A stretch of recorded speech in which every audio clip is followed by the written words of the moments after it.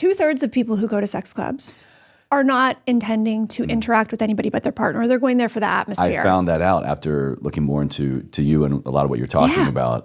That's actually some, like, again, bringing bias in, bringing assumption in, that was like a very surprising fact, because when you hear sex club swinging, you assume it's going to be the full end of the spectrum. Oh yeah, you think it's like a watch party or a key party in the 70s where like, you know, this is like the lore, and it's probably because there's truth in it, that there'd be a bowl in the middle of the coffee table and all the men would put their car keys in, and then the women would go and pick and then go to a bedroom with those men. Damn. Right? Which is like, that's like the X Games of swinging. Like that like, no, very few people actually do that. Hi, I'm Ashleigh Renard, author of Swing and creator of the viral How to Keep Monogamy Hot video series. Today with Chase on Ever Forward Radio, we talk about sex clubs, how kissing a girl made me realize I needed to get better body lotion, how to raise boys with integrity, how letting kids change your mind may be the bravest parenting decision you've ever made, and so much more. I hope you love it.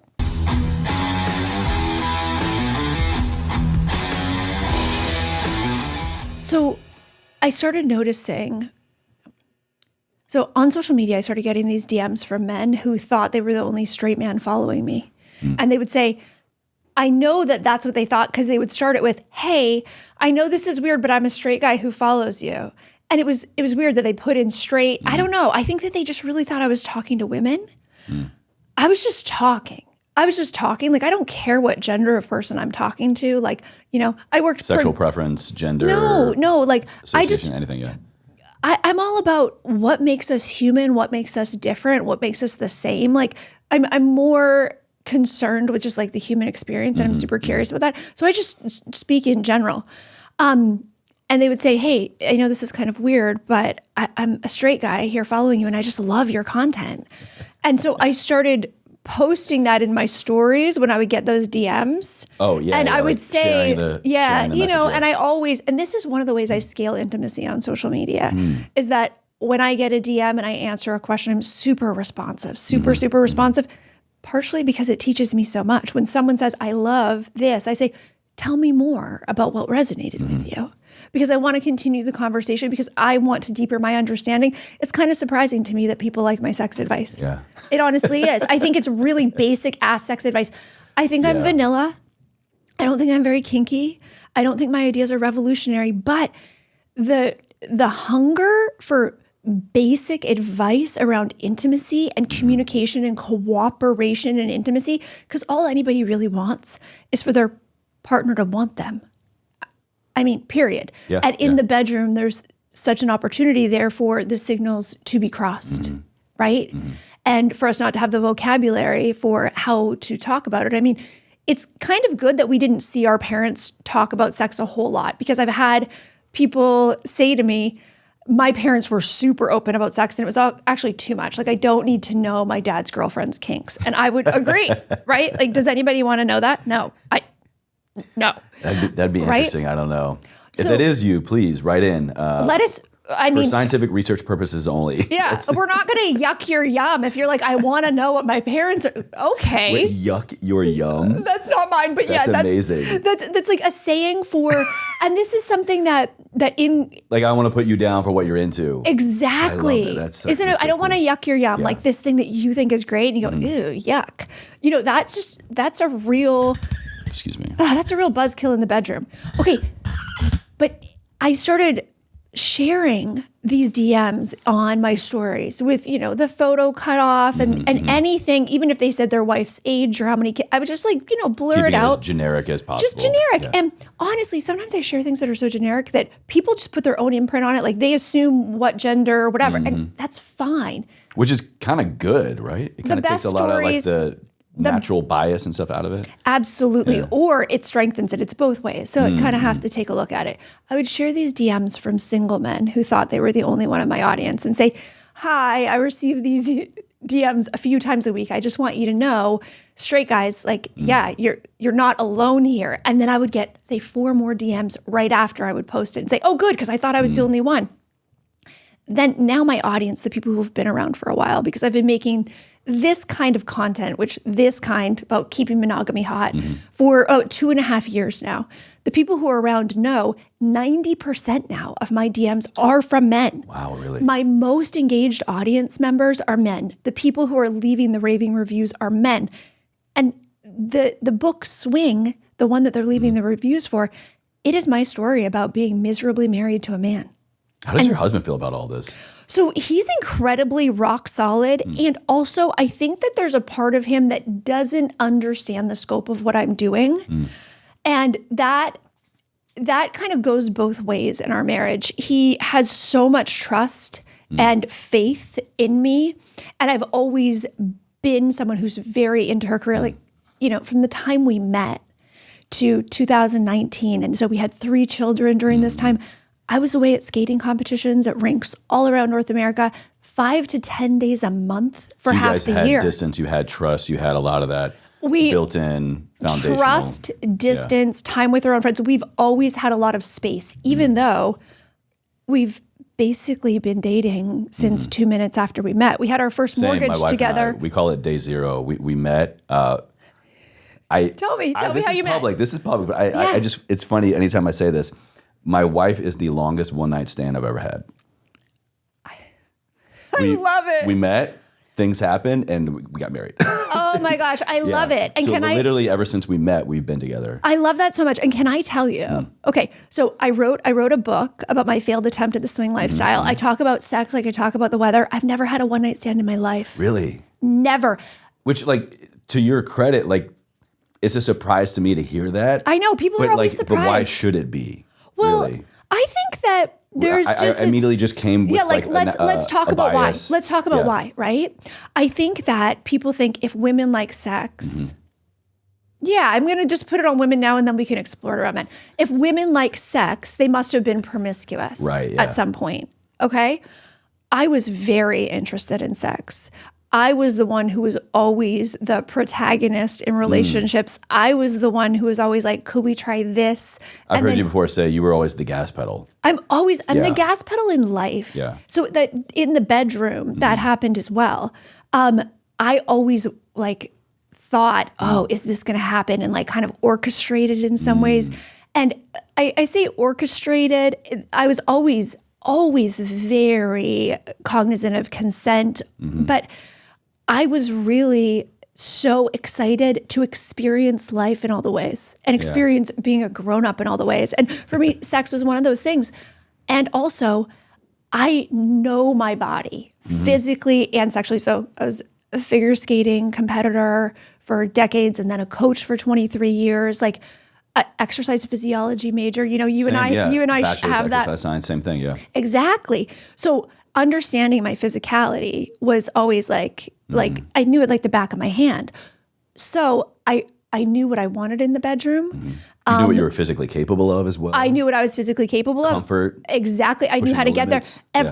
So every person I've ever slept with has been my boyfriend. I would wait at least a month before I would have sex with someone. Because honestly, I was having great orgasms by myself before I ever dated anybody. Yeah, I was going to ask, is that a rule for I want to make sure this is going to be a real relationship, or was it just kind of how things unfolded? It was kind of an arbitrary thing that I set in my mind, and I didn't even tell anybody that. But it was something that I was like, no, let's just see, because I get excited about things really easily.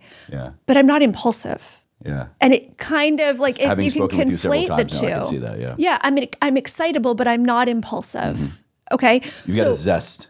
Zesty. You got a zest. You know what? Zesty means hot in Greek. Really? Yeah, and my husband's Greek, and wow. I'm really close to my in-laws, so zesty, yes. You've got my wife is Persian, so in Persian Farsi, there's this term, kind of goes a lot of different ways, but I would use it to say you've got a lot of hosele.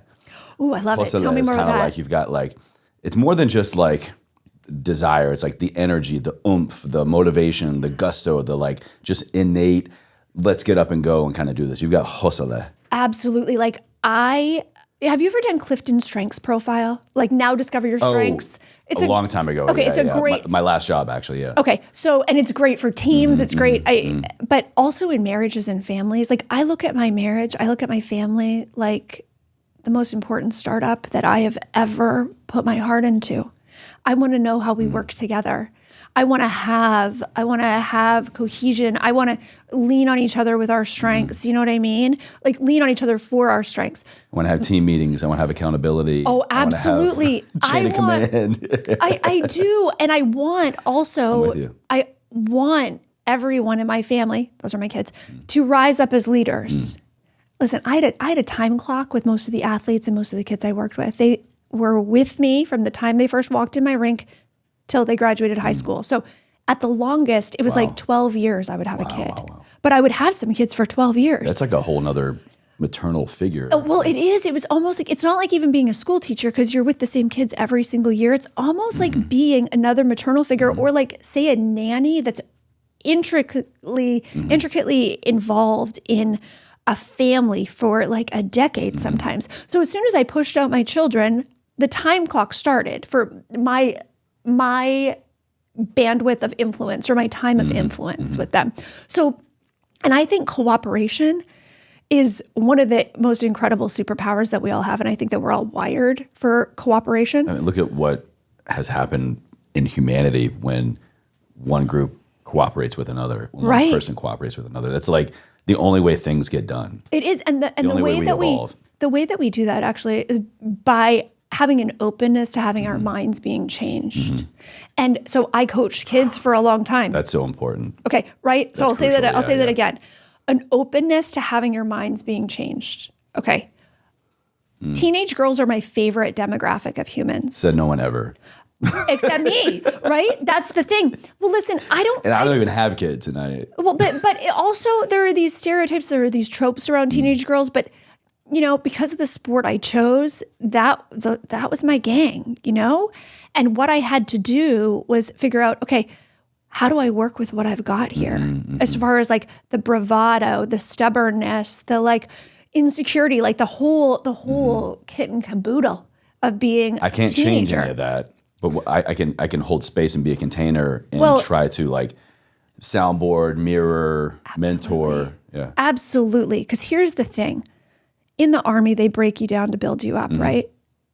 If you're going to try to break down a teenage girl, you're going to get broken down first. Yeah, Godspeed, right? So, but because they've got this power, because they feel pretty powerless and like the changes in their body that happen way before their male peers, like the emotions, they got hormones working against them in their favor, however you want to look at it, long ahead of anybody. Yeah, and it's actually like a power that they have that I see in them, right?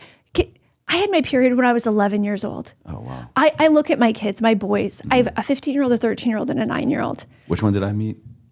Which one did you meet? I think it was the oldest one. Jack. He's tall. Really tall, yeah. That's Jack. Yeah. And he was probably coming home early from school because he's a freshman in high school. Backpack on and everything, yeah.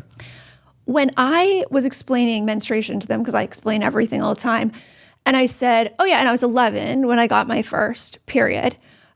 My 13-year-old, his eyes, like his mouth dropped, his eyes were wide, and he thought of our neighbor, Kendra, who was 11. He goes, oh, wow. Like Kendra's age? Immediately, yeah. And I thought, and I said, yeah. And he was like it just seemed like such a crazy thing to be happening to your body and responsibility for a child. But girls have that. Girls have that, right? So there's just all of this resilience and power in there. So in order to get 16, 18, 20, 80 sometimes, teenage girls to get along and take my marching orders. Wow. I didn't break them down. I dropped my ego. And I would look and think, what is the common thread of strength here? Or what is the note we can all hit? Where's the resonance naturally? And let's build up from there. Where is the cooperation happening easily? And then allowing myself, and I mean, I think this was just trial and error. But it sounded like you would have made a great military officer. Well, I mean, that's like what I'm hearing you describe is like what I would imagine to like serve under. I mean, that is like premium leadership. I am a very good leader, but I'm very uncomfortable holding people accountable when they don't want to hold themselves accountable. That's where it breaks down for me.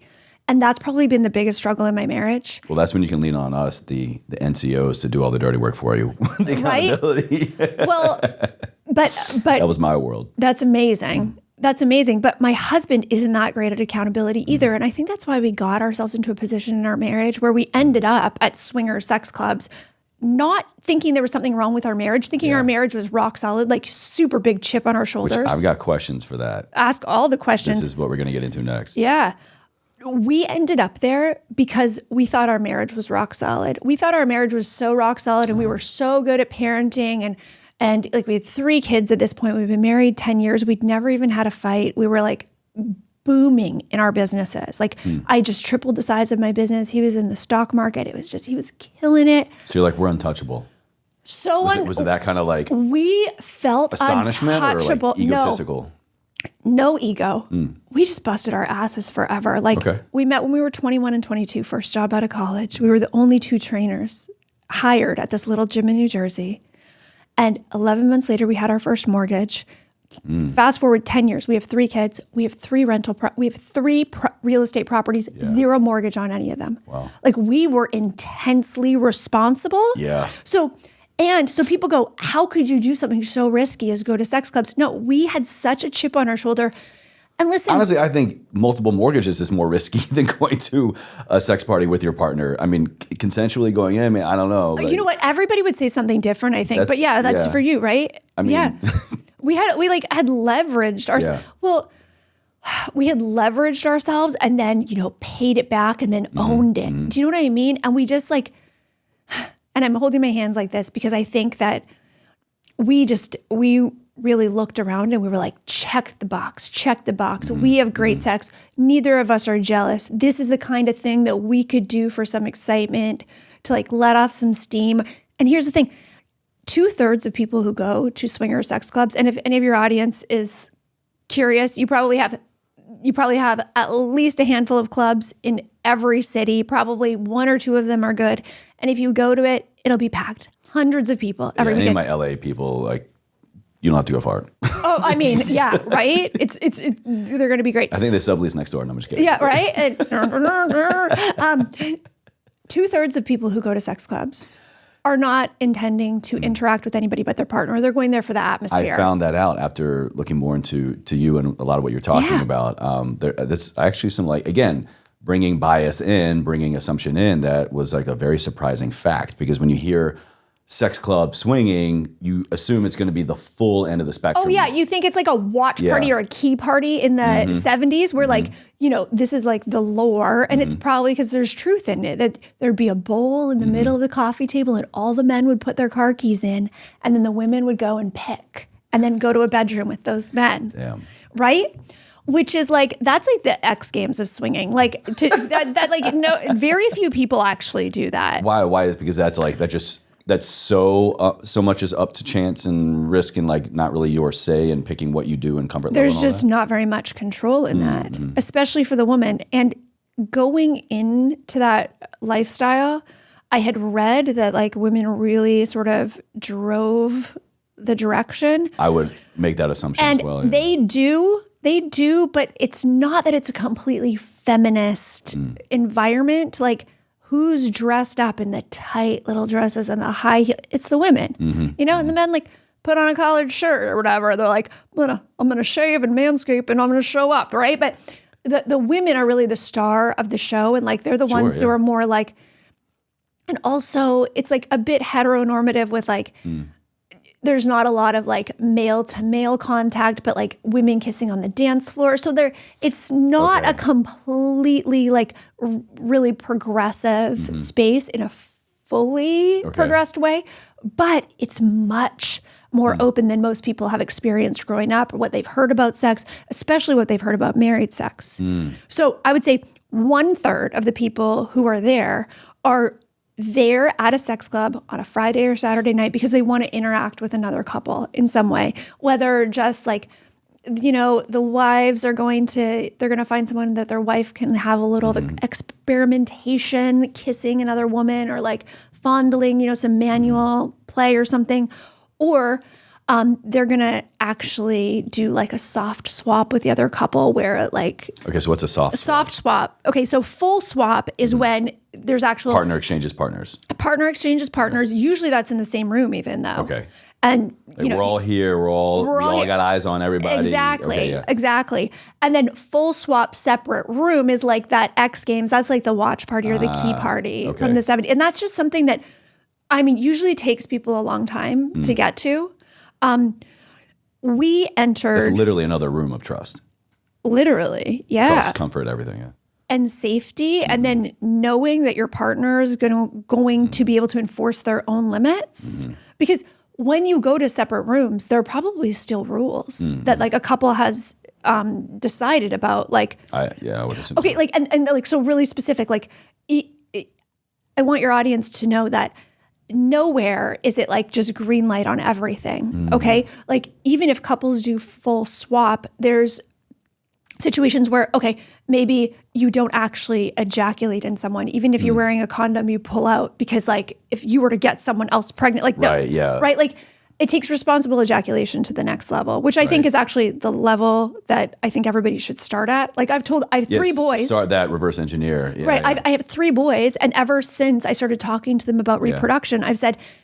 And I've heard this too. This was on the Zoom call when your son came in. Yeah. Because we were talking about this stuff, kind of like going over ideas, and he walked in and like, I mean, he's not my kid. I didn't know what was okay to keep talking about or not. And you you actually had him kind of step in and go, he like picked up where you left off kind of thing. He did, because it's been the refrain since he was probably 5 years old. I've said, it's very hard for a lot of people to get pregnant. But staying not pregnant is incredibly easy. You never put sperm somewhere a baby could grow. The only time you do that is if you're trying to make a baby. Okay? That's the only time. And so I'm married to a very responsible ejaculator. And we actually prefer for him to pull out. Wow. Because I like it better. Okay, I just want, I'm going to give the reasons. I'm going to give the reasons. I like it better. Wow. Because I don't like feeling really wet afterwards, and it makes quickies easier, especially if you're sneaking away from the kids, that I can just like... So it's more kind of like situational environment dependent? Well, no, we just always do. Like I have not had semen in my body since 2012 when we were trying to conceive our last child.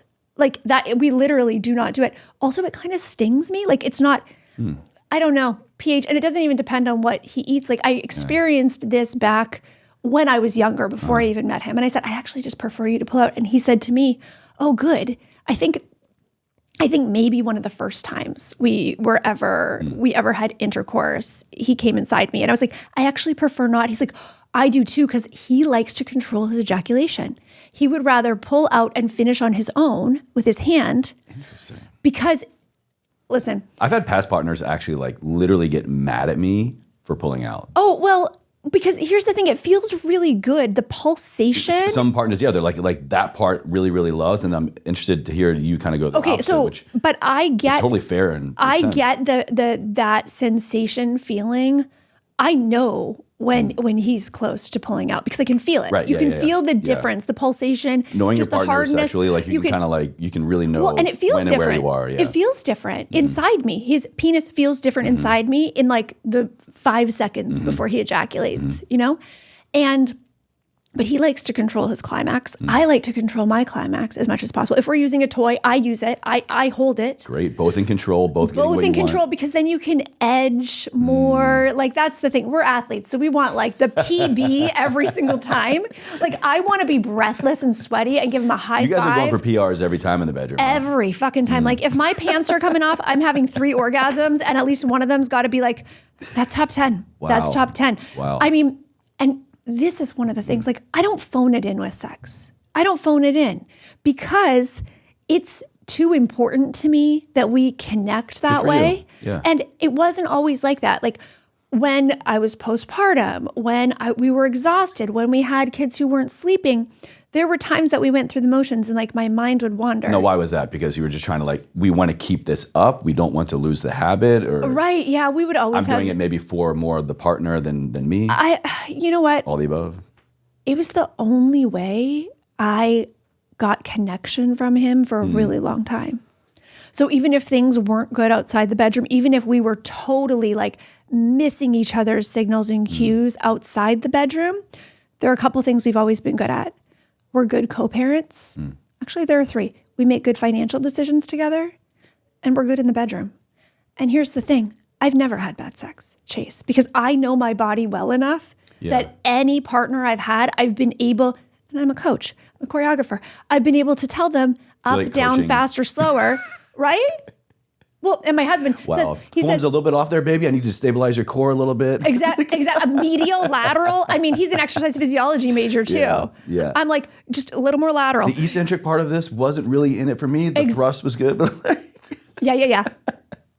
I mean, that was amazing because, and we knew each other's, and we were like in peak physical condition when we met. He was right out of college football. I was right out of my last year of competing. Yeah. So our bodies, we knew our own bodies, and we quickly learned each other's bodies. And then every day we would help other people reach high levels of performance in the gym or in their sport. Wow. So like the physicality was always easy, but we aren't good at conflict. We aren't good at staying in a conversation long enough to get a resolution. We would just retreat and resent that part really blows my mind the most because again, another assumption here I'm bringing in partnerships, I feel like when everything else is not in alignment, there is no sex because it's like, well, I think, again, another assumption here in past experiences, if you're in a partner, male, female, if the female is not getting all those other things, all those other needs met, she's not feeling seen or heard or respected or other, forms of love, affirmation, gifts, whatever that is, sex is kind of like, no, that's the last thing that I want or is on my mind right now. And I think for guys, we're kind of, no matter what, we can go. I mean, sometimes I've had an emotional block up to where I'm like, I'm not feeling the love from you, I'm not putting out kind of thing. Yeah. So how did you guys get there? Okay. I actually think our marriage would have got better way sooner if I wasn't as comfortable with sex. But because I knew I could have a satisfying sexual experience with him, even though I didn't like him very much, or I didn't feel very liked by him. I didn't feel very loved by him. Yeah. But I knew the sex always worked. And he comes from a traditional Greek household, Greek Orthodox, right? And he just assumed like my parents probably stopped having sex when I was really little. Like it wasn't the vibe that like there's this kind of affection between my parents. Oh, so you're saying he was probably bringing in this kind of conscious or subconscious belief system that we're married now, I don't need to make that a priority or honor that as much with you? Okay, there are a couple layers here. First, with the sex part, I think he thought if we're having good sex, we're already in the top. Oh, like we are. I rang the bell. Yeah, like because we have if we're better. having that in our partnership, everything else has got to be great, or else she wouldn't be allowing this kind of thing. Well, no, I think he thought we don't fight and we have incredible sex.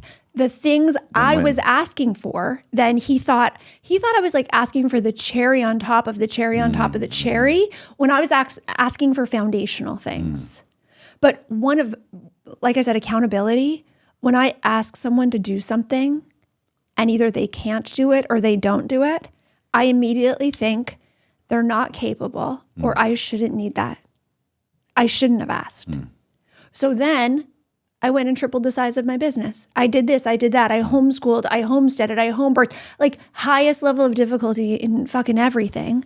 And like part of that is just if I'm going to do it, I want to really do it. And I love a challenge. That's you across the board. Across the board. But I think that the fact that we continued to have good sex when we were emotionally distant was very confusing to him. I think that it probably, we would have got to a breaking point sooner, but because sex was always so easy for us, then we actually ended up going to, trying non-monogamy and thinking, and the thing is, my husband didn't want to hook up with anyone else. He wanted a sexy experience with me. He wanted that feeling of being alive with me. He has said to me like, And then if I could touch another woman's boob every once in a while and then go, like, okay, like I'm not going to complain. Like if I could just. Probably like every guy ever. Yeah. Right. He's just like, I just love, like he's like, women's bodies are amazing and to touch them. And I am straight, but in a sex club, I kissed a woman and I touched her skin and I was like, oh my God, like she's so soft. So then that day, I was like, what's your moisturizer? Well, since that day, I am, okay, so this is a scene in Swing. We are in a back room with other people, okay? And this was totally my orchestration. Totally. Can we enhance the red lights here? Should we really set the mood for this? We're at a club. Story. Dun, dun, dun. Okay.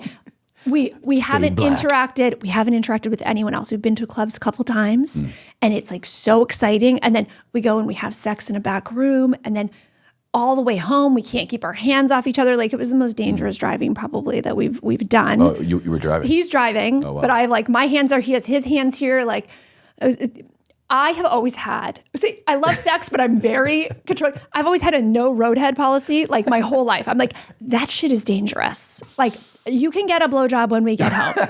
Like, no, we are not driving under the influence of oral sex.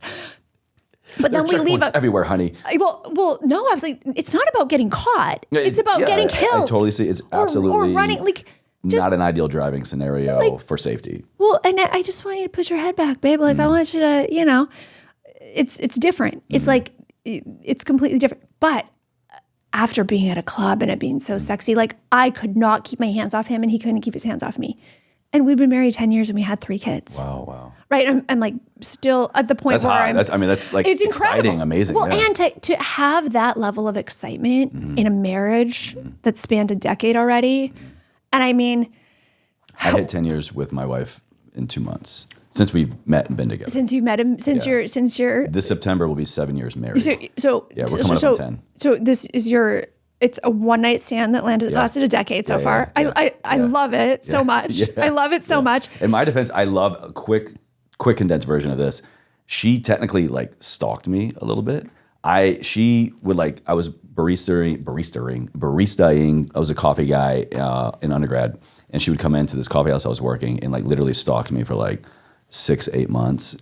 She never came up. She was like so nervous. She would never order from me. She would never come up to the counter. She would always have like her girlfriends come and like order for her. I was just like this. She said like, you looked like a baseball douche guy.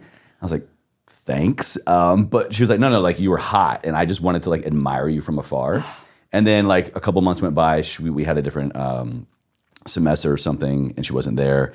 And then Did you ever notice her there? She was there. No, because she never came up. She never came up. She like watched from afar. She said, I literally would sit at the furthest away spot in the cafe, and I was always just the guy behind the counter. So you would come up and order, and she would like, I would never come up to you. I would never make eye contact. I would just kind of like look at you from afar. I never noticed her, and I was in a relationship at the time. And when I'm in a relationship, I'm kind of like, you know, I don't even think about anything else really. And so we met several months later. I walked into this party that my brother was having. She was being a wing woman for a friend who was trying to hook up with my brother.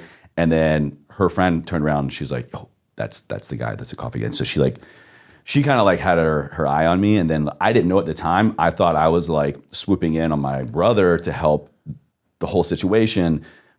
But the whole time she was like out for me. Oh. Yeah. She's a mastermind. I know, which I felt like amazing. I was like, oh yeah, this is great. Like, you know, I swooped in, did my thing. And she's like, oh, idiot. You're like, no, I've been playing this for like 8 months. Yeah. I had your number from way back. And then she tried to get rid of me, and I was already like hooked. Hooked and immediately. She literally couldn't get rid of me. And so then, yeah, now here we are.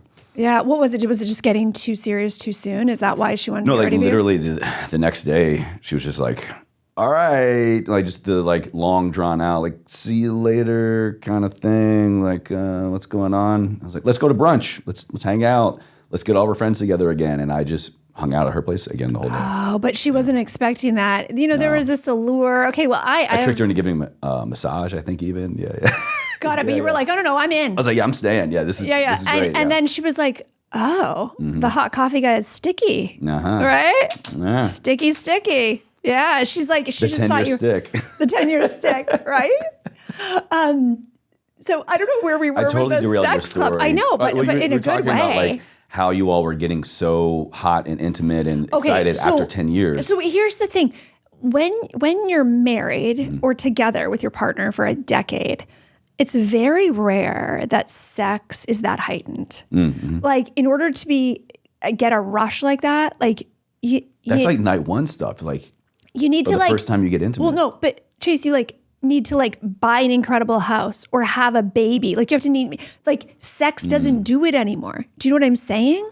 Like sex doesn't do it anymore. Like that you are just like, just like obsessed and just like ravenous and like it's not a thing that really happens. And I have incredible sex with my partner. Like I said, you know, my pants are coming off. I'm having 3 orgasms and like PR. I know. And I want, if it's not like, and here's the thing. We had sex since I came to LA and I was like, yep, those orgasms weren't good. So I'm like, no, we're just going to wait till we get home because like my mind's my mind's sort of like in work mode, right? And it has to be in a different mode for sex. But like, I want it to be great every time. Like I want to have sex worth having, you know? So at a sex club or after, or for like the week after, whoa, like we're ripping each other's clothes off. Like, wow. He's fingering me in the pantry. And like our kids are like, what the hell? Like that doesn't happen. Right? Like it was like you're like sneaking around your own house. Sneaking around our own house. Yeah. Sneaking away from our kids. Like it is hot. I like that. Yeah. I know, right? Like just like, it's hot. We're like, why don't we go to sex clubs anymore? Ooh. Why? Everybody take a minute. Right? We're gonna pause. Commercial break. No. Okay, so we're at a club. And so we've had this experience where we go and it's this incredibly heightened experience. It's like you're turning the volume up, like max volume, right? Like louder than you even thought was possible, probably. Well, and louder than even the first night because there's this whole like you have all this history and you're very good at doing what you do, and then there's this extra whole frequency in it. It's like the best sex of our lives. It's like a new level you didn't even know was there. Oh yeah. Best sex we've ever had definitely was like at clubs or when we came home from clubs. And then in the morning, like we would like rip each other's clothes off in the driveway. Like I thought, oh my God, we're gonna have sex like up against the garage. Like it was so hot. Right? And it's not like we're stoned. It's like I've maybe had a glass and a half of wine and maybe he's had one. I mean, because he's driving and like we're responsible right? Well, I'll get you some joy mode. We are just, we need to get me the joy mode. Yeah. Okay, so then. I should have brought some. I don't know. I should have prepped better, Chase. Yeah. Well, we're going to have to do a part 2. And then you're going to give me the goods for Manny. So, but like any high, you go searching for the higher high, right? So there's like a come down and then I need more. Like there is because like it would like a fix, an addiction. Very quick. And I mean, I'm really fiery and I'm really like I'm like a dog on a bone. You know what I mean? So I know. I mean, my discipline. I love how much you know yourself. Damn it. I'm obsessed with knowing myself because I had to know my athletes in order to get anything out of them, right? If I had 16 teenage girls, I didn't even pretend to treat them all the same. And I told them that. I'm like, I'll give each of you what I think you need from me. That's a to great be, coach. Great coach, yeah. To be who you want to be, right? So I shapeshift. I'm just like, hi, we have a common goal and I would like to help you achieve it. Here's where I can, just fit into your puzzle pieces and help you see what's possible for you. Because in most situations, it wasn't about me performing. It was me getting someone else to perform. Oh, yeah. Right? So you click in, you make them perform. And that rush of like when things work, like it feels really great. So we're at a club again. And now I'm like, okay, now I want to like maybe have interaction with someone else. And he's like, okay, well, maybe so like you guys have kind of got your foundation down a little bit. We have like a little like maybe something, but like we haven't gone through specifics, but we also have the understanding that me seeing him with someone else would not make me uncomfortably jealous in a way that then would be irreparable. Like we already had that out. Like we don't think we're going to blow up our marriage and ruin life for our children. You kind of had your ground rules. Oh yeah. Like if then, if maybe. This, if that, like, so, but that night was the first night I kissed another man. He was totally fine. Like that was like, he's like, did you even kiss someone tonight? Cause like, he was just like, the whole thing was just so incredible and sexy. Right. He's probably trying to take it all in. Taking it all in. And probably me kissing the other woman was probably like, he was like, this is incredible. And I was like, oh my God, I'm never not putting lotion on after a shower again. And since that day. The independent takeaways are amazing. Well, it's just like, because that's the way my brain works. I'm like, oh my God, this skin. I mean, and she just had really soft skin. And the thing is too, kissing a woman is way different than kissing a man who's past adolescence, because even after a man shaves, like their face has a roughness to it that I love. Like I've always had partners with facial hair. Like every boyfriend I've ever had and my Greek husband, they can grow a beard in a minute. I shaved this morning. Yeah, that's what I thought. Were you shaving when I walked in? Yeah, okay. My wife lucked out. She married the hairiest white guy ever. Well, and I fit right in with the Persians. Yeah. Well, yeah, and I come from a line of hairy white guys. Like my brother's like a Canadian lumberjack dude. You know what I mean? Like hairiest blonde ass in the world, right? And I know that because he moon us a lot. But anyway, it's a good brother. Yeah, that's a great brother. And my youngest child is so much like him. It's so funny. So we're at this club, and actually this other couple approaches us, and they're younger than us. They're both like in their 20s, okay, like late 20s. We're like mid 30s. We have kids. I don't even know if they were married yet. Like they were really new, or maybe just married.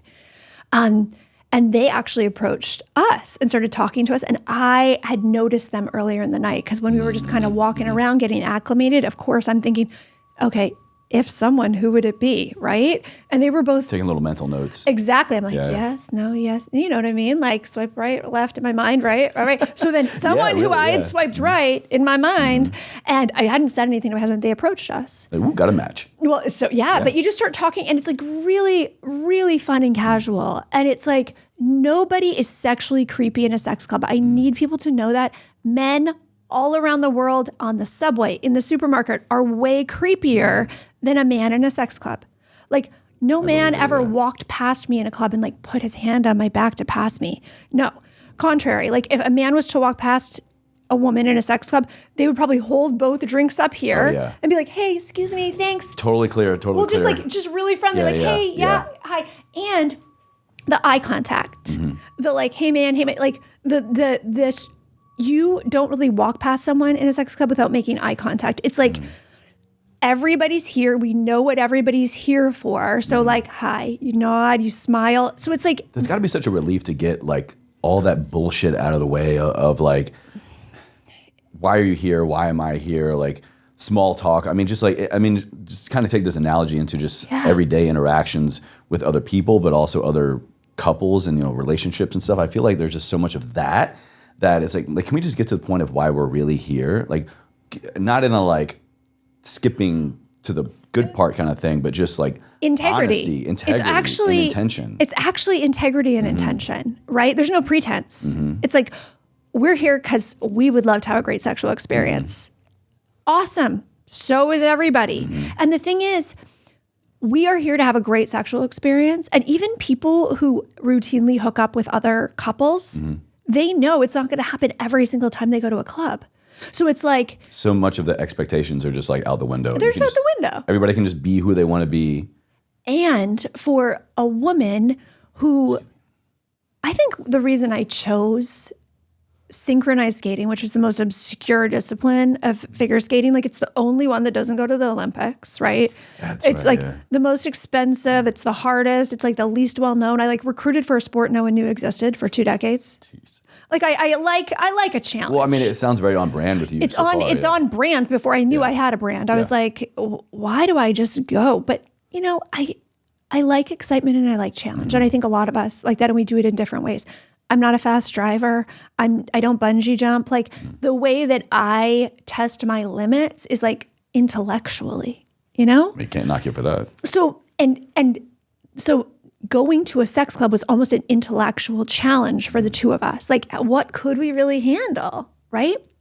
So when you're really pushing the limits of the mind, pushing the limits of the mind, you ever push any limit of the body, absolutely, and long before you even walk into a club, to have that conversation with your partner, to ask the honest question and think like, this next question I ask may cross the line, but you ask it anyway, and you realize, oh, I didn't cross the line, or if you do, this is how we get back. Like, it's like a game of chicken with your partner with like, how honest are we going to be? Which I've heard you talk about before, and I had a little sneak peek because I was with you yesterday on Ruben Rojas' show, this concept of what actually could be the most taboo thing in your relationship. Yeah.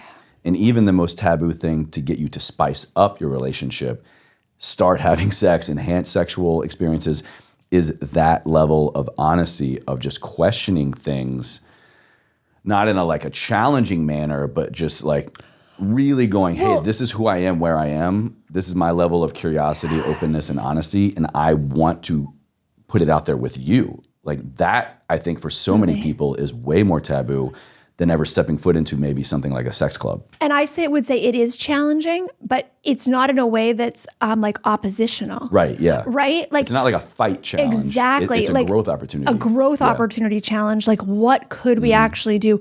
Can we actually pay cash for another rental property in 12 months? Can we?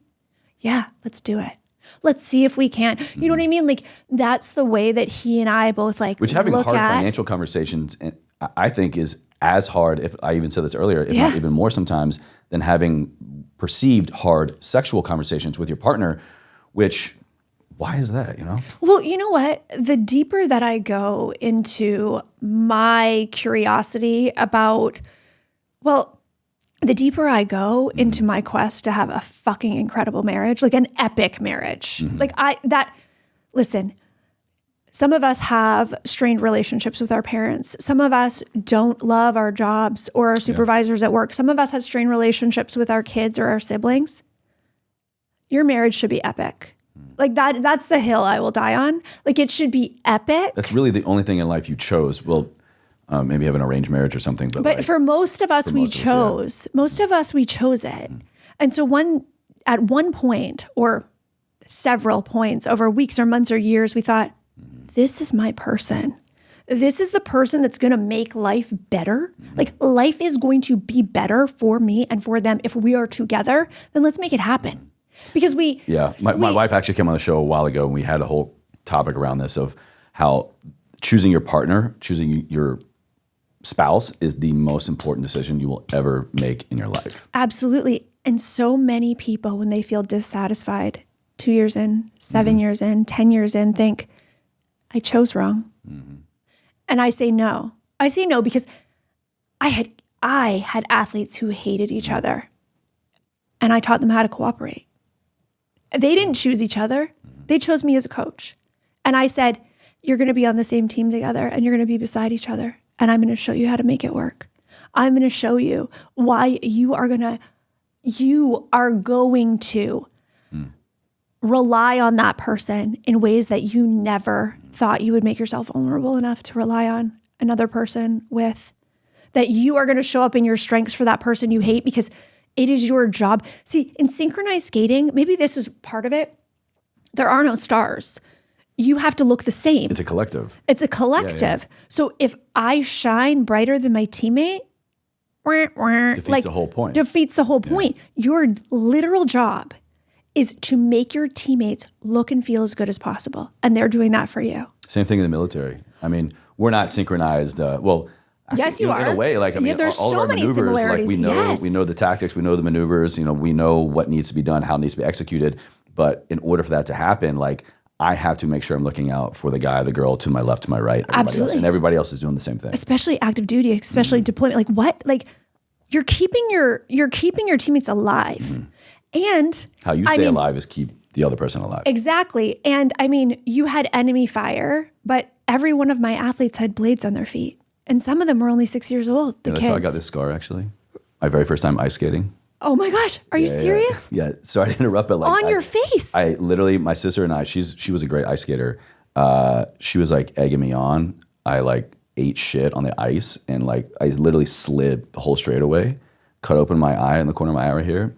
It was frozen. I had no idea. On the blade, on the ice, I was like doing laps, still just like bleeding, leaving a trail of blood on the ice rink. Yeah, they had to rush me to the ER. Okay, and this leg right here, this is my leg. I have like, I can't remember. Yeah. I wrote it in swing because I counted 13 or 17 scars on this leg from hitting with my right leg on fucking double sow Luckily, cows. this wasn't a blade. This was just ice, eating shit on the ice, yeah. Well, But I mean, ice burn really hurts. It really, really hurts. And it's scarred. Oh my God, that's incredible. I was like 12 or 13, I think. Okay, yeah. You got your ice skating injury. We're the same.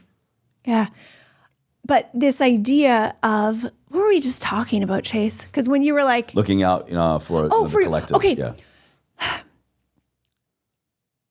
The way you have to dial your ego down to say, my only job for this 3 minutes, this hour, performances were 3 minutes. Okay. We're talking about ice skating or sex? We're talking about ice skating. Sorry, I had to. I can't not make, I need to work on that. I can't. Yeah. Okay. So listen, the amount of humility you need to have and the way you need to dial your ego down to say, my job is to take care of this person beside me. And I know, and like we would have lifts, we would have we would have blades going by face. The way that we had to be so specific. And like, I'm teaching children this, right?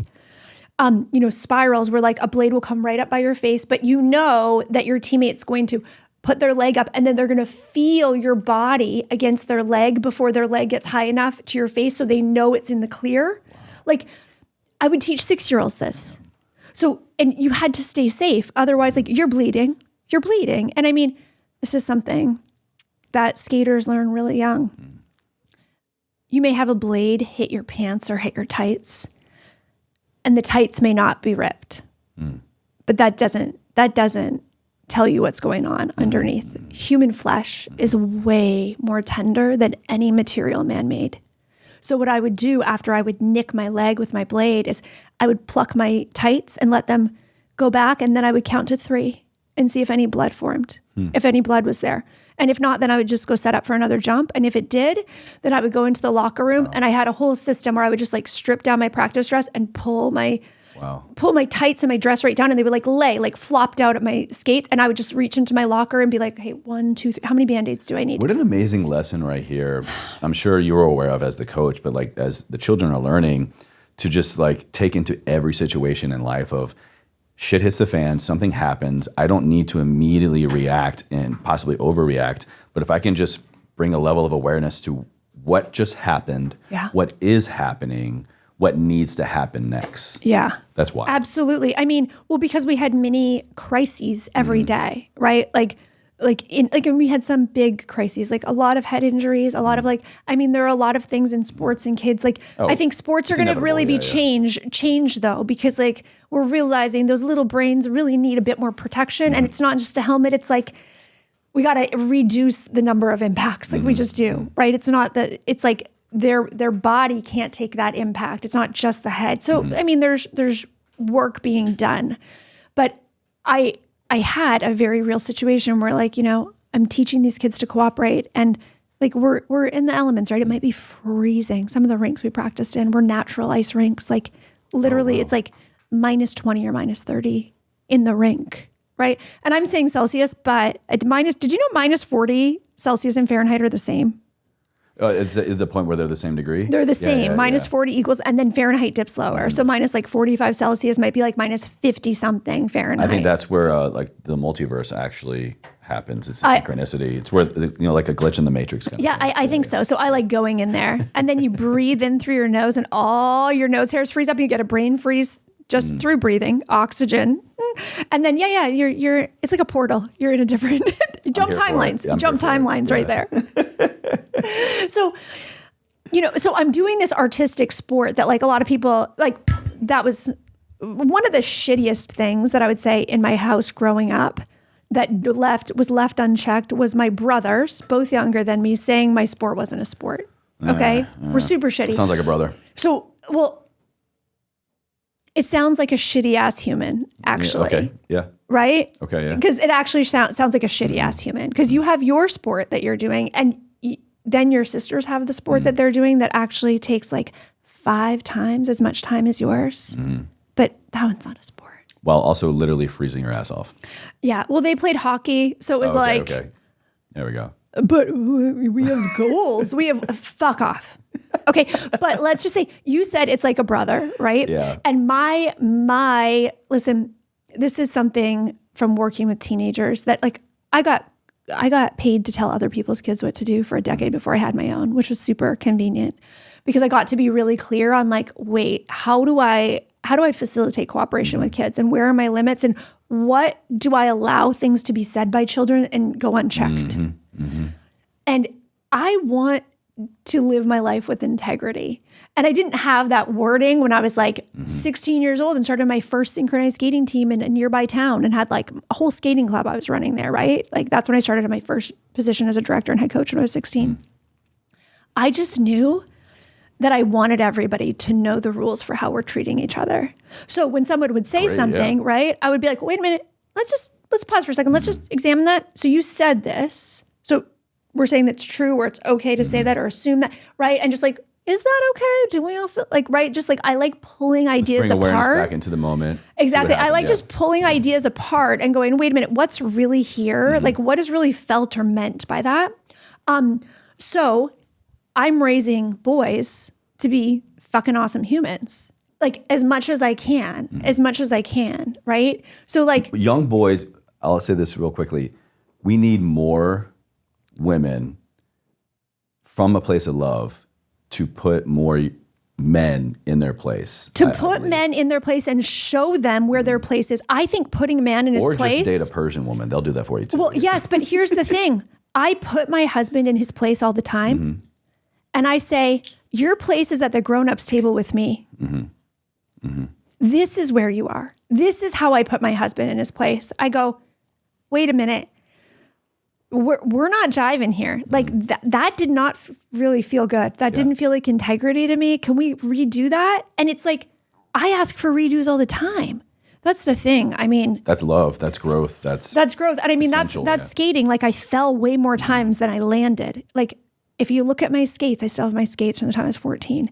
My left skate, my takeoff foot for most of my jumps, the crease in that skate, Chase, is so fucking deep.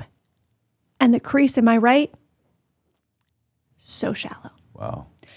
Because I landed way, way fewer jumps than I attempted.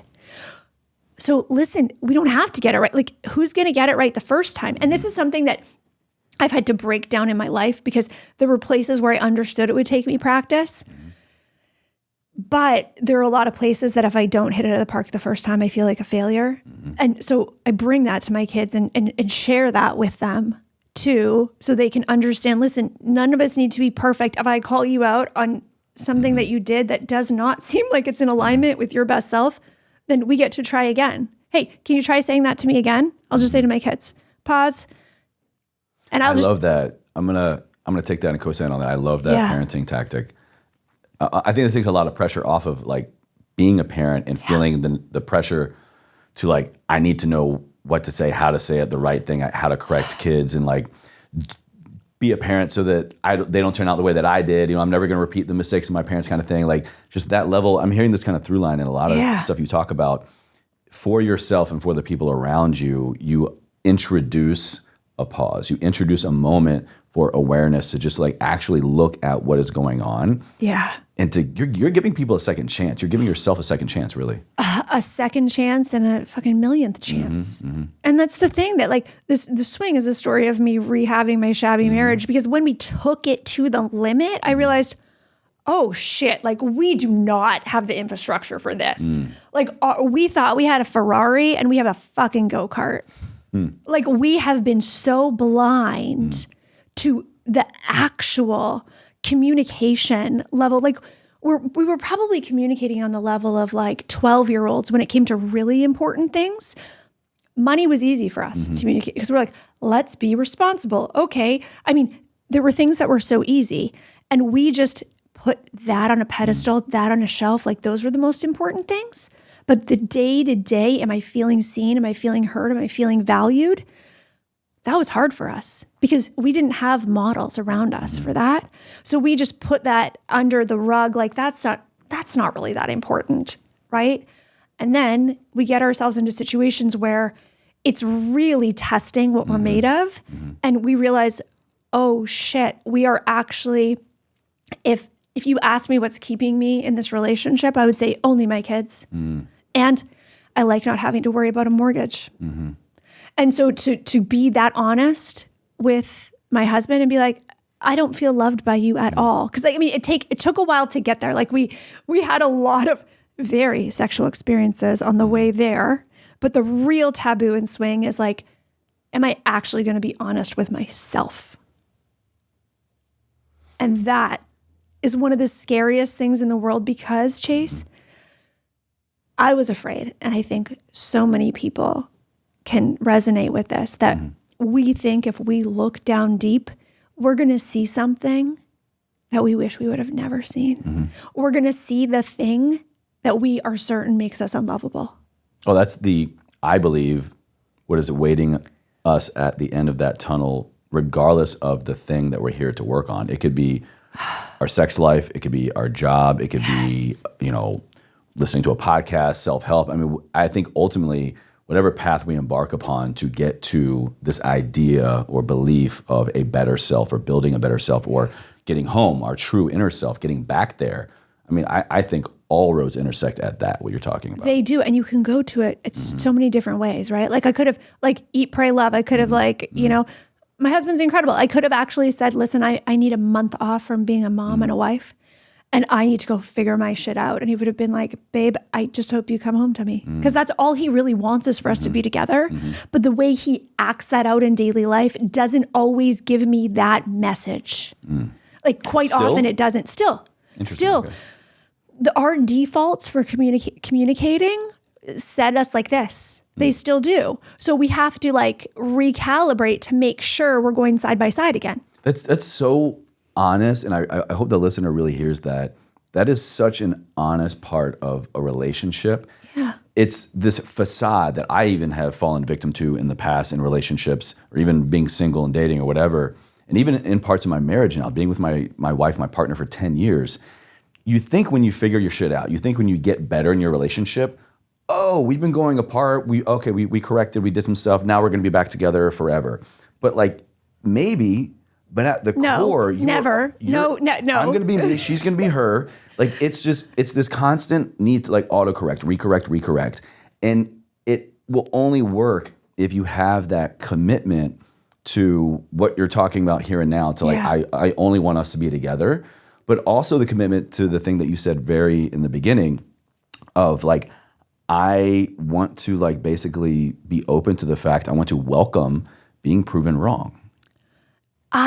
Which sounds wild. They both have to coexist. Well, it sounds wild, but here this is what I would do with teenagers. I would say to them, I think I know the best way to do this. We're going to try it. And then every single day, a dozen times I would be proved wrong. And I would see something about a counter. I would see something about a body position. I would see something. A skater would make a mistake and I would say, show me that again. Show me. Every time. Watch this.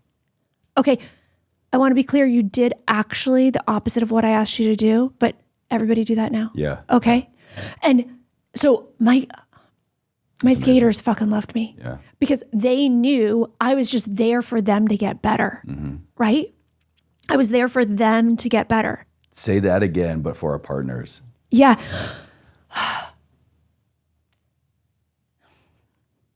Yeah. When we are there, right? I know. That's so good. And honestly, Chase, Manny is on this trip with me. He's at the hotel right now, and he doesn't usually travel with me. I usually fly solo, okay? And I've always thought that's what I prefer. But for most of my life, it was because I had an assistant coach and a team manager and 100 eager skaters waiting for me at the hotel. I'm a pack animal. I like my team. I need my people around me. And so we're having this new level of integration where he actually shows up to help me in my hardest work. Because actually showing up every day in the world and being vulnerable and being willing to say, yeah, and I'm still figuring this out is this is the bravest thing I've done. Because I would really love for it to be easier. I would really love to say that I know how to do marriage and I know how to do parenting. The thing that I do know is allowing myself to see someone do something that I don't want them to do and go, oh, but that actually felt better. Or I see why that's of benefit. Okay, so, and in our family, I mean, my kids listen. They have manners. I mean, I'm Canadian. Like they say, pardon me. If a child walks, my athletes, they used to say pardon me to teachers instead of what or excuse me, because what or huh is like, in Canada, if a child says that, it's like they just told you to go fuck yourself. Like the level of manners is just like naturally very high, like just naturally. Like it's so easy. You call customer service in Canada. Whenever I call a doctor's office or something here, they get really weird. I'm like, hi, how are you today? And they're like, fine. Yeah.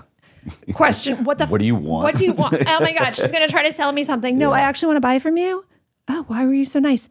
Just because it's easy to be nice. That was the biggest transition difficulty for me coming from originally being Southwest Virginia, like coming from the South. And because you have some of that there. So yeah, right? Like it's just, it doesn't take any more effort to just start off on the right foot. My grandmother would have smacked the shit out of me if I said, what? So you know, right? Did you say excuse me or what did you say? I'm not saying that's right, but it was, excuse me, pardon me. Like, yeah, okay. Can you say that again, please? Did you know, I used to have teachers laugh at my skaters because they said, pardon me. And still the skaters said it because they felt like they were integrity. You know what I mean? And I would say it to them. So like, my kids have been saying pardon me since they were like 2 years old. Right. Here's the thing. It's not like I have free range fucking kids. Like they've been putting away laundry unsorted since they were 5 years old. Okay. But there's not a hierarchy as far as ideas because my 9-year-old is brilliant in ways that I'm not. One of my greatest joys in life is creating athletes who are better than me. One of my greatest joys in life is creating children who are smarter and more aware than me. So like we are all brilliant in our own ways. And I want them to know where they are brilliant because so often we focus on our weaknesses and our strengths. My therapist always says it's like a tarantula on your face. And you're like, Mommy, what's a tarantula? Like it's on a spider on your face and you're like, I can't see it. And you'll say to me, but Ashleigh, it's so clear. It's in our blind spot. We have blind spots and it is so fucking loving to tell your partner when they are about to fucking trip in a hole. Even when, and quite often, my husband trips in a hole that then actually like splashes me. You know what I mean? It's actually something that's like, especially, we talked about this before. I have a 15-year-old. My oldest is 15. And I'm getting to see how my husband, who I adore and who's imperfect, just like me, talks to me when I have a young man beside me who now outweighs me, is taller than me, who looks very similar in physique to my husband when I met him when he was 22. Like he's lifting, he's starting to like really, and it's not always pretty. It's dismissive sometimes. It's really, and I realize, wow, we actually haven't spent a lot of time as a couple around your bros. And I got to tell you, I don't like it. I don't like how you treat me when there's another man in the room. Okay, something that I just want you to know. Because some people may be going like, oh, I treat people the same all the time. And I don't know why I'm doing that funny voice. Because that's one of the rules in it's always our go-to. Well, but it's a rule in my house that when you're telling a story about something your brother did, that you just tell the story. You don't mock and imitate someone's voice. Another great point right there. Because my skaters would do, and I'm like, no. You can just tell me what happened without trying to imitate her voice because it's always condescending. And we don't need to be fucking assholes to each other. Okay? That's just a rule. We're not going to be fucking assholes. So let me take that back. What was I even saying? Because I was like, oh, I just caught myself. That's the thing. I like getting caught on my own bullshit, whether it's me or whether it's my kids, because you can't live in integrity unless you're willing to go, oh, I was out of it. Okay. You were talking about your husband. You were realizing your husband wasn't really being around his bros and he was speaking to you in a way that you're kind of like, I'm not on board with this. Right. Okay. I want men who are hearing this. I want anyone who's hearing this who thinks I'm the same everywhere I go to know that you're full of shit. If you don't realize that you're a different version of yourself in different company, then you need to start looking in the mirror a little more. You need to realize we all shapeshift. We shapeshift, and it is fucking emotionally brilliant. It's emotional intelligence to survival, read the really. room. Yeah. Right? It's survival. It's reading the room. It's being charismatic. You know who are the best shapeshifters in the world? Like the most brilliant salespeople, the most brilliant like visionaries, like Spielberg. I'm sure he shapeshifts, right? It's not that like, oh, people who are strong just hold their ground. No, they're convincing. They're convincing. Confident. They can build consensus. They can have other people see and visualize their wild dreams.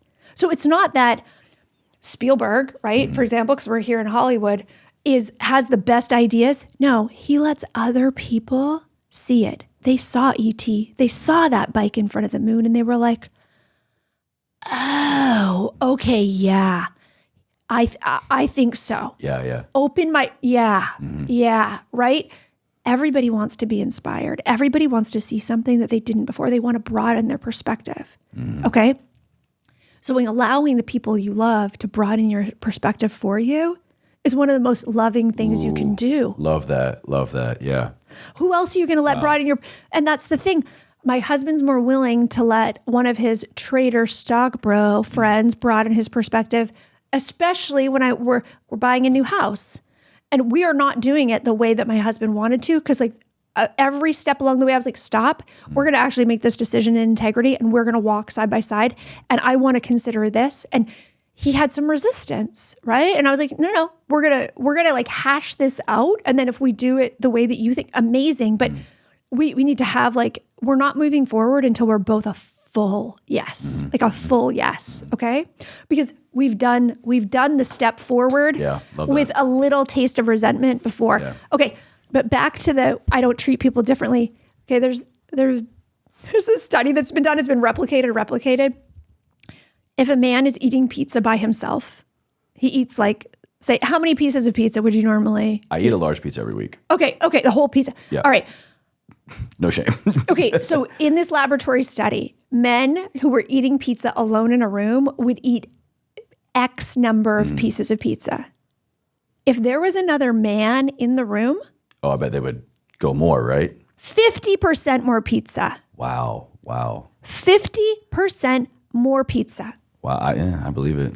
Okay, and I said this to my husband and my kids and my 15-year-old because he's such a bro. God, I love him. But he's like...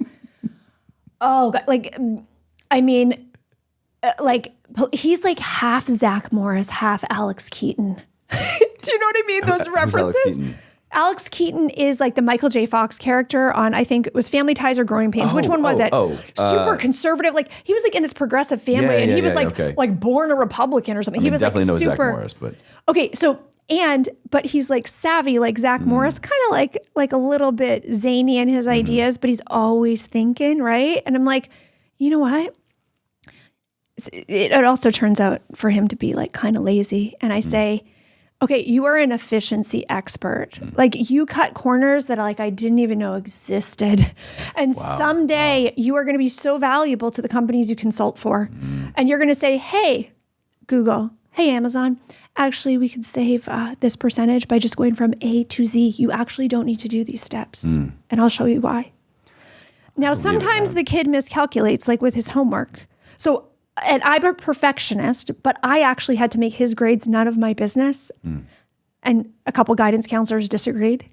They really thought it was my business. And I said, I really don't think it is, because I have a really smart kid who knows the amount of effort he needs to put into something he cares about. And this is not something he cares about yet. And, you know, I didn't let him fall completely, but I really gave him a rope, right? I gave him a rope, and then he would pull it back and get it together in time. The kid's on the fucking honor roll now. The kid is on the honor roll. And I've never helped my kids with homework ever. Damn. And okay, listen, my kids don't have learning disabilities. 2 of my kids did have reading support. Like, it's not like they weren't without challenges, but this, I trust you to do the work that's yours, is just part of how I roll. Because I was a coach before I was a parent, right? But when I said to my 15-year-old Jack, did you know, I thought it was going to be like oh, damn, that's dumb. They eat 15% more pizza. He goes, of course they do. It's a competition. Right? So I could do 60. He's like, how much pizza do you think? And I'm like, so I'm like, all right. And that's fine. Like, he thinks that's a great stat about men. I think that's like a, dudes, do you know this kind of stat? Yeah, we're idiots.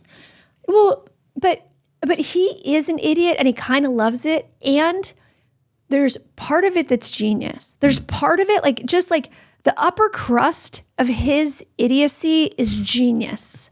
Okay? So I give him some freedom to be an idiot because he's got to find the edge of it himself. I think my wife probably does this with me as well. I'm sure there's a level in partnerships, or at least male, female, where it's just like, I'm just going to let you be a dumb guy. I'm just going to let you be an idiot human. I'll be here for you, though, and you'll go hit the bumpers and come back, and then like, okay, then we can kind of work through it. You know, there has to be space to fuck up. Oh, absolutely. And there has to be space to crawl back with your tail between your legs and go, shit, how did you think I should do it? Because that was not right. And then for your partner with love to go, okay, here's the roadmap, right? So, and so it's not that in every situation I'm like, nope, we have to do it my way or we need to work it out. You know, there's give and take, there's flux all the time. But I know if my husband and I are feeling disconnected, it's because we have been out of alignment and we've been just like compromising. We've been like, oh, let it go, let it go. No, we have two brains here and we have two hearts and we have two, 40 years. So we have 40 years of me, 40 years of him of experience that we could say, hey, we're both bringing something to the situation. We're both bringing something to the table. Like, lay it out. What do you got? Right?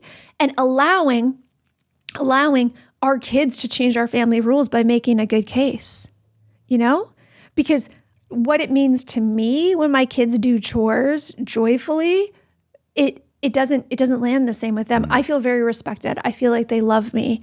I feel like they are showing that they appreciate the work I do by them doing their part. My 9-year-old feels like he really wants more time off. When he gets home from school, he wants to veg. He's like, I've been in school all day. And then I'll be like, okay, so weekdays, hard for you to do chores. So would you rather it be Saturdays? And he'll say, oh God, no, I don't want to do anything on Saturdays. I'll say, well then, Here, there are 7 days in the week. Which one would you like to do? Wow. And he'll go, oh, okay, then after dinner. And so this is what we do after dinner before they go back into like FaceTiming their friends or whatever they're doing. And, I go and either check in on work or watch Wheel of Fortune with my husband because honestly, recreation is hard for me. Yeah. So, but something that I found that like I can relax easily into. Is Pat Sajak still the host of that? He is, and his humor just always hits just right. He's just a little quirky. He's I remember just watching a little that with my grandmother as a kid. And I did too, and that's why I love it. Wow. Vanna's still there too. So Vanna White too? Vanna and Pat are still there. They're in their 40th season. That's got to be the longest running TV It's pretty duo. magical. It's pretty magical, and it's all the same as before. It's still the same. Wow. And my kids. Does she still like turn letters? It's tap. She taps them. She doesn't turn them they don't anymore. even need her She anymore. taps them. It could just be like just touch screen. She taps, Wow. but they do need her. Wow. Yeah. Because who's going to laugh at Pat's True. jokes at the beginning and the end before the contestants are there? I mean, it's just like It's another dynamic duo. Dynamic duo, and just like the things that we find comfort in, like fill yourself up with that every day. We have Wheel of Fortune DVR'd, and I watch it for 1 hour every day with my husband under my weighted blanket, and we're cuddled on the couch. And that's something that we do that just like soothes me. I laugh at the jokes. I'm also really good at Wheel of Fortune. I have to audition, don't I? Pat, hit her up. Let's go.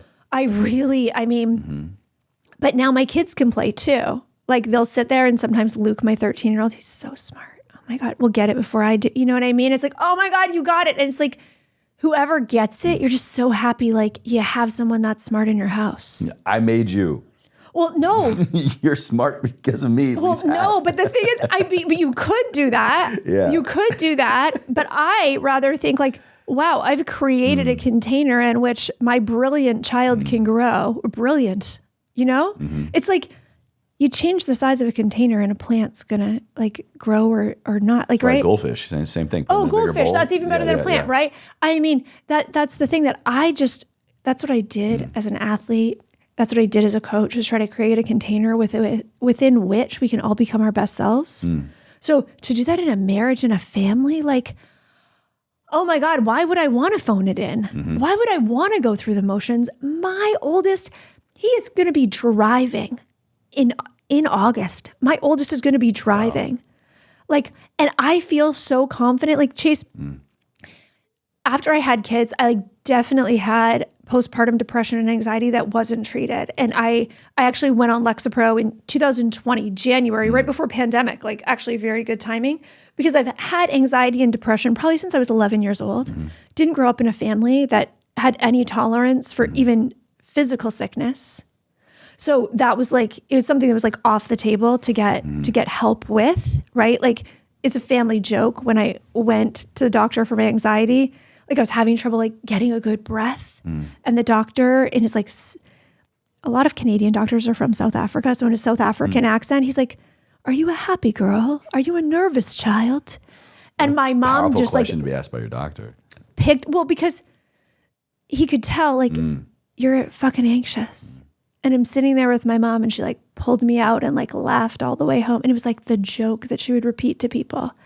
And I remember being in college, and I'm at a Star Wars movie at midnight, you know, with a friend who like loves Star Wars, and like the prequels came out then, right?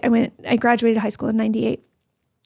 And I'm sitting there, and I'm so excited to be there, and I feel like I can't get a breath. And I'm like, oh, I remember this. I'm like, oh, it's stress. It's stress. Because the word anxiety, I mean, you know, 80s, 90s, I'm Gen X, like, you know, mental health, like, it's just never been well cared for, right? And stigmatized. So it wasn't until my kids were past the point of infants, it wasn't until I changed careers and thought, okay, now I'm really doing what I want to do, and I'm doing it on my terms, that my anxiety and my depression peaked. And this is after even I wrote Swing. It was like when things were quiet and I couldn't be busy enough, I was like, oh no, this feeling's just inside that's me. The moment we're at the most chance for the pain and all the things that we've been filling our time with and running from. And I'm good at running from things. And I don't even run fast. I just skate laps around the ice for, 8 hours a day. So now I walk 6 miles around this lake by my house with a heavy backpack. You're aware. I'm aware of what I need to do. Of what I need to do. Like I need to sweat if I am. If I need to move my body, or if the weather's terrible and I just have 30 minutes, I'll go in my sauna. And that can give me the same sort of physical release. If I just like go in there and just sweat, then like I get out and I feel like I've had a good cry or something, right? Like the cortisol levels are lower. And it's just about calming my nervous system. And that's the thing. It's like, yes, I'm on Lexapro for anxiety or depression, but it's like I have a really sensitive nervous system. And you know what? My kids do too. And I don't know if they're going to need anything for it. But I went through all of these things to then realize, okay, whoa, all right, yeah. The level at which I want to live as far as joy and adventure, it's really hard for me when I feel like this go all the time. Like I need to take the edge off. And it was a huge blow to my ego. Chase, I couldn't even go to my doctor. I only could open up to Manny. And then he came home from work I've never asked him to come home from work. I was like, I need your help. And I need this and I already had in my mind, like, it's just Lexapro. Like I just need like 10 milligrams of Lex. Like I'd done my research and I was like, please, like, how do I get it? Right. I even called my midwife and she's like, because that's the only like medical professional that I felt like I could maybe tell how awful I felt on the inside. Right. Because I felt so much shame that I just didn't feel better.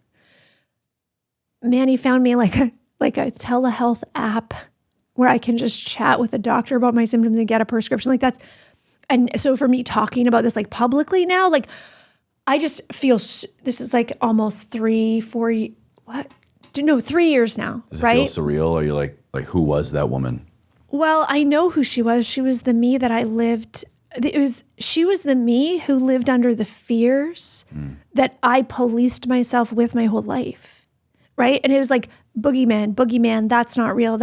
It's like, once I actually, like, I thought no one would love me unless I was perfect, period. End of story. And grew up in fucking figure skating where perfect had a number. It was 6.0. Okay. And it was that. You were literally being rated. Always. Yeah. By others or myself. Like, I mean, if you look through, and I can't even look through them right now. Maybe I will though. Actually, I'm gonna go home and like look through my old like eating logs and workout logs from when I was in high school and college. Like, if you think I'm intense now, like I'm intensely creative now. Before it was very much focused on my body and what it could do. Like it was very narrow. And I felt myself when I first had children, like go narrow focus. And I was like, whoa, no. It's like taking something that's supposed to be like a fucking light show and like making it into a laser pointer. Ooh. Nobody wants that. That just does damage. I mean, on a bigger scale, I can say things with clarity that people go, oh, wait, I never thought of it that way, right? But in general, I would love to just like be an ember. I would like firecracker sometimes, right? But I would rather just put I've got that the potential fire. for all the things that I need to be. Well, like my husband's like, you are like half Oprah, half Dr. Evil, right? I'm immediately just getting this visual mashup of that. Right. It's like, oh, everyone gets a car. You know what you're getting today? It's like. And in the back of the car is a freaking shark with a freaking laser beam attached to its freaking laser head. beams. All I'm asking is for freaking laser beams, right? Exactly. It's all I'm asking for is sharks with freaking laser beams. And it's like that, but that's what I was asking for from myself my whole life. Like I was looking in the mirror and I was like, all I asked for is for you to be fucking perfect. What the fuck? Like, it's the same thing I asked you yesterday. I'm asking you for the same thing.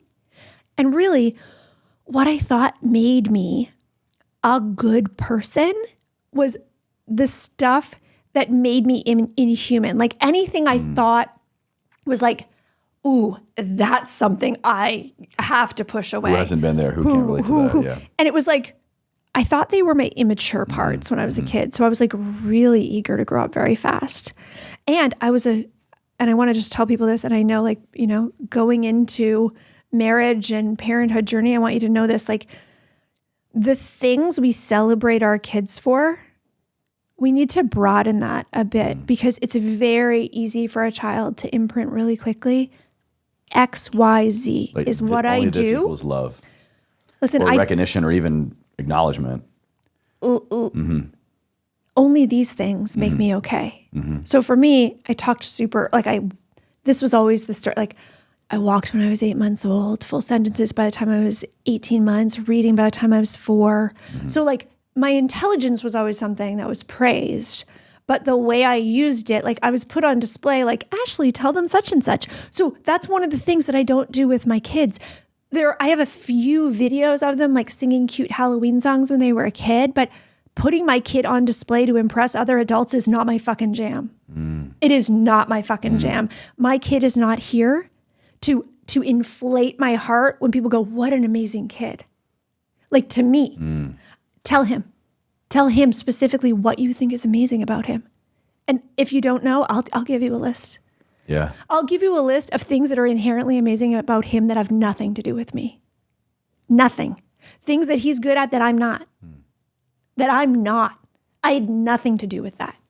So removing my ego from my kids, trying to removing my ego from my own performance, especially professional performance, is still really hard for me.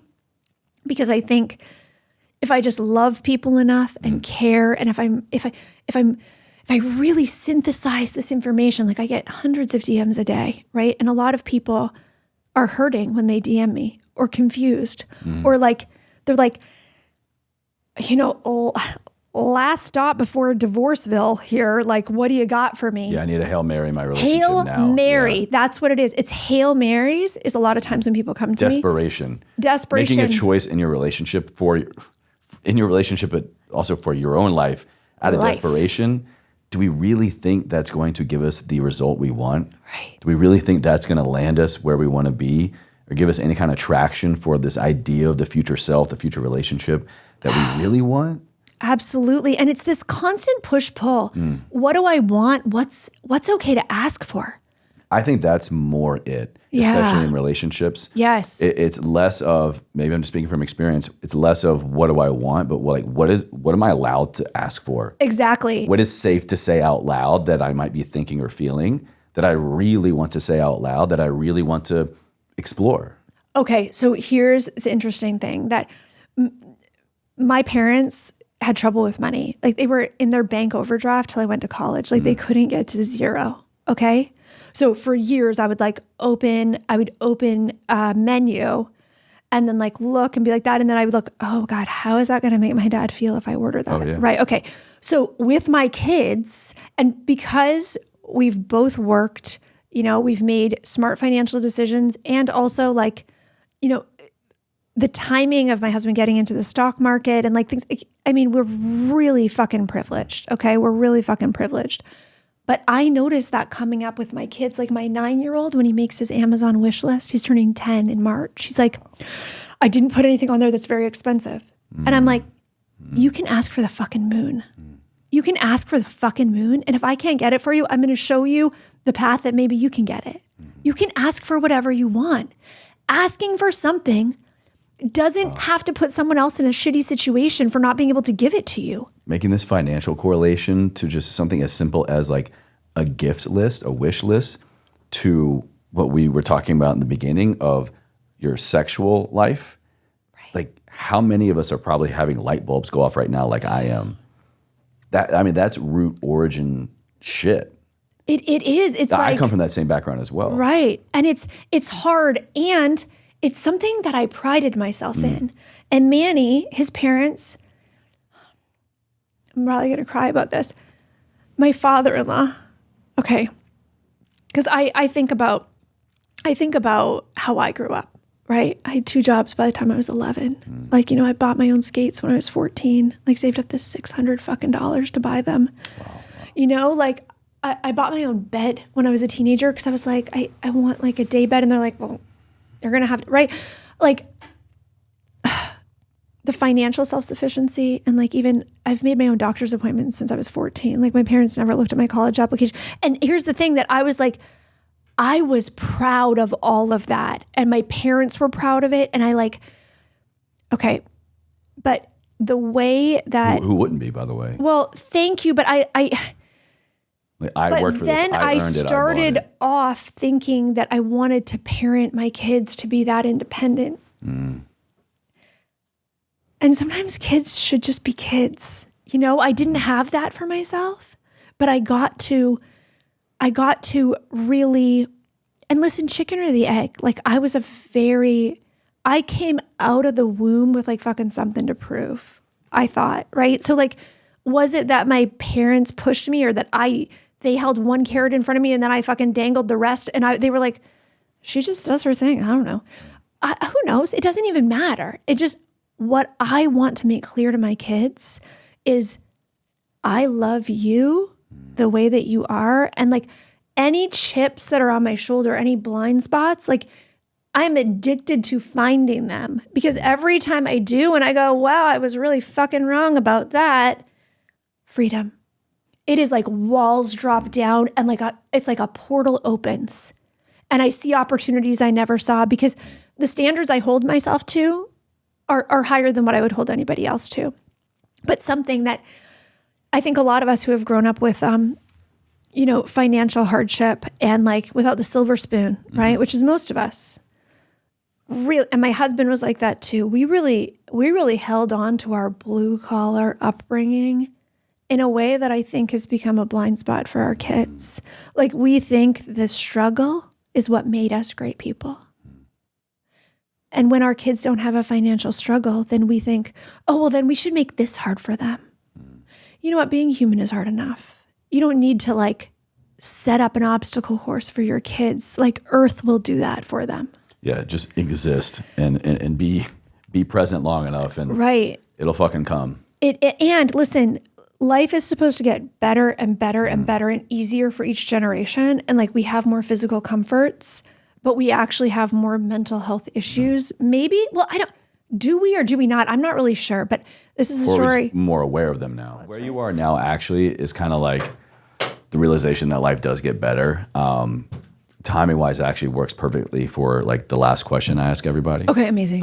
So we can kind of maybe just like get to there. Yeah, because I mean, Chase, I'm like, we should do a podcast. I'm like, how can we talk for 17, right? Because, I mean, I haven't even gotten to any of my fucking questions that I gave. Well, more or less, but like. I know, but I just love the way you ask questions because things are coming out of my mouth that have never come out of my mouth before. Wow, amazing. Thank you. Yeah. So I'm like. That's my intention with the show. I mean, I actually, we did hit on a few like the points. I didn't get the actual questions, which doesn't really matter to me. Like I'm more than like content with everything we've got so far, but I do think probably just bring it into kind of the final. Yeah.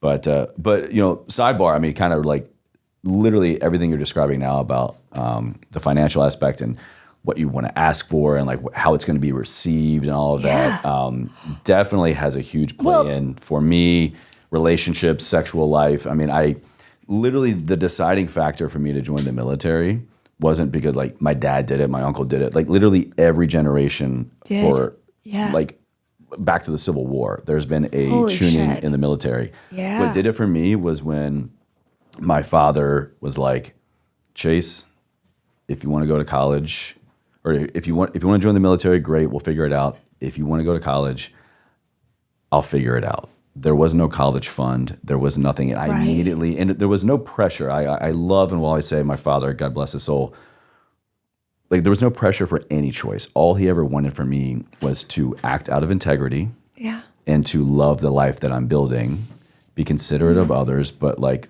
don't put myself last, but I'm the big brother, so I usually always do. And we just didn't have money. There was none of that. And like the love that he showed me by saying that, to sacrifice and to put me ahead of him again. Yeah. I think I was just finally old enough. I was like 16, 17. I enlisted at 17 just to kind of go, if I go the route that everybody else is, if I go to school, that's going to be detrimental to my family and my father. And so I was like, I can sacrifice that. I can go this route because that's free. So like my life is worth joining the army in war, you know? Well, and what you just said was your dad created a situation where you could freely choose. And you chose to help him. We are naturally reciprocal beings. Cooperation, harmony, we are. We just are. Like, you know, there are times when it can go sideways and we can really feel vengeful. Well, no, there are times in every day that I probably feel vengeful or angry or whatever. And I go, look at that. You know who I'm really pissed at? When I'm pissed at the way my husband is talking to me in front of my kid. I'm pissed at me. I'm pissed at me. That like for allowing that, for not saying something. For letting other things go that like we got to this point. Do you know what I mean? Like there's so much responsibility in what you just said. There's so much ownership. Complete, 100% responsibility. It's been another through line I hear in everything you talk about. Oh my gosh, radical responsibility. Yeah, I mean, I think that, again, like one of the biggest takeaways I've gotten from our conversation is it takes a level of commitment to your life. And if you're in a partnership relationship, if you're a parent, if you're in any situation where it's you and someone else, the level of commitment you make will either make or break you. And then beyond that, outside of the commitment, it is acting out of personal integrity and ownership, even when it's not convenient and even when probably in past experiences, or we make the assumption that like, this is going to turn into some shit. This is going to be a fight. What if we break up? What if my kid hates me? What if? But by commitment, integrity, and shit, what was the third thing I said? Ownership of everything leading up to that. Like that, like bundled that up is perfect segue into what I say, living a life ever forward, which I only say because of my father. Ever forward was my father's mantra before he passed away. Like my entire life was the model he set, what he literally said, how he lived his life. He passed away 18 years ago, January actually. Up to his dying breath was just committing, acting out of integrity, and then owning everything along the way. And so for that, I ask you, when you hear those words, ever forward, what does that mean to you? Through your lens, through swing, through all of these things. Yeah, through all of it. Ever forward to me means the best days are ahead. That's what it means. That's what it means. It means we're not our mistakes. We're not our worst parts, because we all have really bad parts of ourselves. And I mean, that's just part of being human, right? And the bad parts they don't need to be extricated. They don't need to be exorcised from your body. They get to live alongside us. And knowing that they're just always going to be like passengers, Dexter, like your dark passenger. Yeah. We all have a fucking dark passenger, right? Yeah. Hopefully it doesn't include blood splatter. But our darkest parts get to live alongside us. And that's the real taboo in swing. I said, hey, what if I, because in my story, I looked at the darkest parts of myself and I said, maybe they're beautiful. Maybe they're part of me. And that's what I think forever forward is it doesn't matter what happened. It doesn't matter what's inside. It's like, no, there's so much goodness. If you have enough awareness to go, ow, that hurts. You have enough awareness to go, I would prefer for it to feel better. And that's where, with this incredible human brain, we have the creativity to go, so what choice do I want to make tomorrow or in this next second to do it differently? It's almost like your definition came from like reading my journals. Like it's so much like literally even the terminology of the dark passenger. Oh, wow. Turning, it's almost like we're both human, that, Chase. Like, yeah, truly. It's like, it's so weird. It's almost like it's almost like we're all made of the same stuff. But so many of us are too afraid to be honest with ourselves because we think we're only made of the bad shit. But you're not. You're like not even fucking close, right? And that's why I can say to my kids, these are the worst parts of me. These are the weaknesses I see in you. But you know what? It's this much and this. And that's going to expand and expand. Like you could fill the whole fucking universe with your goodness.